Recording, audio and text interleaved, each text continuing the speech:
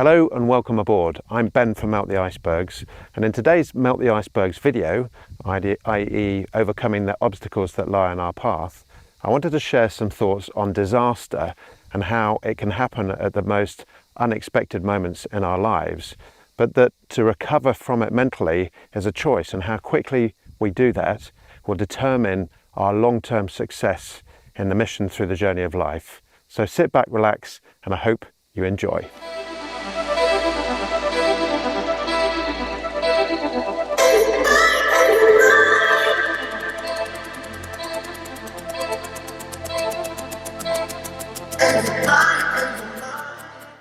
Now I'm stood here in an old disused windmill that you saw on those opening credits, and it was built about 200 years ago to mill the flour that came off all the farmland around here in this beautiful county of Norfolk. And during the Second World War it was actually taken over by the military as a lookout post for all the German bombers that were coming over to try and destroy the aircraft in the many airfields over here.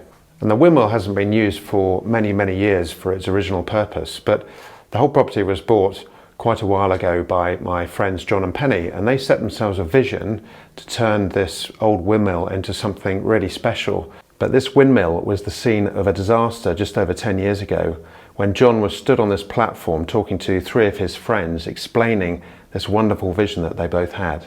And the floor gave way. They came tumbling down, narrowly missing some iron girders that were sticking up just below them. But one of those guys he was with landed on his ankle and broke it very badly and dislocated it. And this guy happened to be a professor of accident and emergency medicine, so it was fortunate that he could administer to him, and between the three of them they managed to get him down the various ladders and into the ambulance down below. And the months after were a real challenge for both of them, because John was supposed to be driving every day to run his business as a building merchant supplier, and Penny was a physio, and they were looking after three teenage children. So there were a lot of challenges ahead of them. But it's great to see that 10 years later that vision is still alive, and it's fast approaching the time of which they can welcome in those friends and those guests to experience something really special for many years to come. So what about you? Have you got that vision in place? Have you listened to your heart, your intuition, and found something that you really want to achieve, a goal, a destination to head for? And have you made that commitment to actually making it happen, regardless of whatever steps in your way, regardless of the exhausting times, the lack of motivation when you just want to give up?